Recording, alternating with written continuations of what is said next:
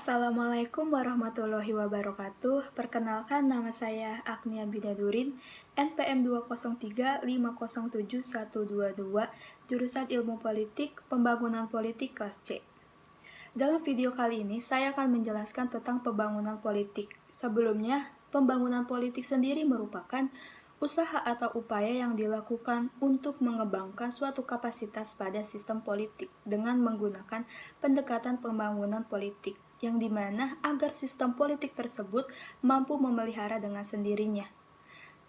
Kemudian, adapun ruang lingkup dalam pembangunan politik yaitu seperti partai politik, demokrasi, budaya politik, hukum, pembangunan administrasi, nasionalisme, dan lain-lain. Tokoh yang akan saya ambil dalam pembangunan politik kali ini yaitu pada masanya Bahrudin Yusuf Habibie, atau yang kita lebih kenal dengan sebutan B.J. Habibie, yang dimana beliau lahir pada 25 Juni 1936, yang dimana juga beliau merupakan sosok yang sangat pintar terutama dalam politik dan juga teknologi seperti pembuat pesawat terbang, dan juga beliau sangat diidolakan oleh masyarakat. Beliau merupakan wakil presiden bersama Soeharto, tetapi beliau menggantikan Soeharto. Dalam pembangunan politik, dalam masa pemerintahan B.J. Habibie telah banyak dalam bidang politik maupun ekonomi. B.J. Habibie mulai memerintah pada 21 Mei 1998 sampai dengan 21 Oktober tahun 1999, yang dimana dalam masa kepemimpinan B.J. Habibie banyak mengeluarkan surat-surat keputusan dan undang-undang yang dianggap penting dalam kemajuan dan kebebasan demokrasi di Indonesia.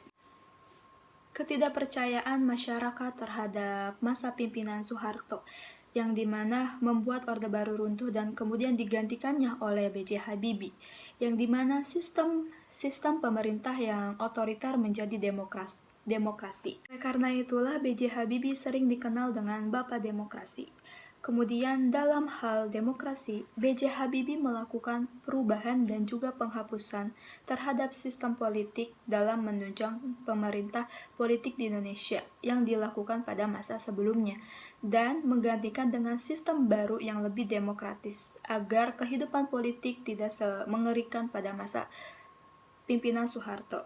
Hal itu tersebut dibuktikan dengan kebijakan yang mendukung penuh langkah DPR dalam menyempurnakan UU politik seperti Undang-Undang Partai Politik, Pemilu, serta susunan dan kedudukan DPR atau MPR. Kaitan dengan demokrasi, kebebasan pers juga merupakan salah satu wujud kedaulatan rakyat berbangsa dan bernegara yang demokratis, yang dimana pemerintah memberikan kebebasan bagi pers sebebas-bebasnya hingga munculnya 1397 media pers di Indonesia. Kebebasan pers di masa B.J. Habibie ini lebih luas dibandingkan sebelumnya pada masa Soeharto, yang dimana diharapkan pemerintah tidak lagi berbuat dengan semena-mena karena pers memiliki peran sebagai kontrol sosial. Selain pers juga, kebebasan berpendapat lebih bebas dikemukakan di masa B.J. Habibie ini dibandingkan pada masa Soeharto yang lebih banyak dibungkam. Kemudian seperti yang saya sebutkan tadi, dalam ruang lingkup pembangunan politik yaitu salah satunya partai politik, yang dimana dalam masa B.J. Habibie ini di bidang partai politik banyak dikeluarkannya undang-undang tentang partai politik untuk menunjang sistem kepartaian politik Indonesia ke depannya. Seperti salah satu yaitu Undang-Undang Nomor 2 Tahun 1999, yang dimana menjelaskan bahwa warga negara diberi kebebasan dalam membentuk partai politik sebanyak-banyaknya, tetapi sesuai dengan Undang-Undang 1945. Semenjak mulai diberlakukannya undang-undang tersebut, banyak sekali bermunculan partai politik di Indonesia. Pada saat itu sekitar 48 partai politik yang dinyatakan sah menurut kehakiman. Kemudian dari banyaknya partai politik tersebutlah yang membentuk suatu sistem multipartai yang menjadi sistem kepartaian di Indonesia pada saat ini. Kemudian selain partai politik, dalam pemilu Indonesia dalam masa B.J. Habibie menjadi lebih luas dan juga bersifat jurdil dan umum. Dan proses pemilu juga dilakukan dalam langkah-langkah yang menjadi lebih konkret dalam konteks pemilu yang berjalan sesuai dengan demokratis tidak seperti pada masa Soeharto. Indonesia telah meletakkan sejumlah elemen fundamental terhadap kemajuan Indonesia. Dibuktikannya pada pemilu tahun 1999 yang dimana jumlah peserta hingga 105.846.000 atau sekitar 89,84%. Seperti apa yang tadi saya jelaskan sebelumnya, bahwa dalam masa B.J. Habibie tersebut telah banyak dikeluarkannya undang-undang dalam kemajuan Indonesia. Salah satunya juga dalam pembangunan otonomi daerah menurut Undang-Undang Nomor 20 Tahun 1990, yaitu yang dimana pola pembangunan tidak lagi dari pusat tetapi kepada daerah, yang dimana daerah diberikan wewenang yang lebih luas. Menurut Habibie, karena Indonesia berpijakan kepada otonomi di daerah, maka arah pembangunan nasional dalam GBHN didasarkan kepada kepentingan daerah.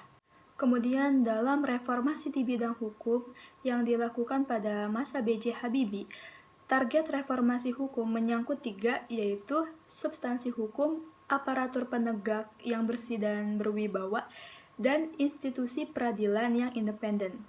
Kebijakan dalam hukum yaitu seperti melepaskan tahanan politik ataupun narapidana dalam masa B.J. Habibie. Dan juga dalam bidang penegak HAM, yaitu seperti memberikan 2 opsi merdeka terhadap Timur Timur, dan juga mengeluarkan perangkat internasional dalam bidang hukum. Kemudian, keberhasilan ekonomi merupakan salah satu sarana dalam pembangunan politik. Dalam bidang ekonomi, dalam masa B.J.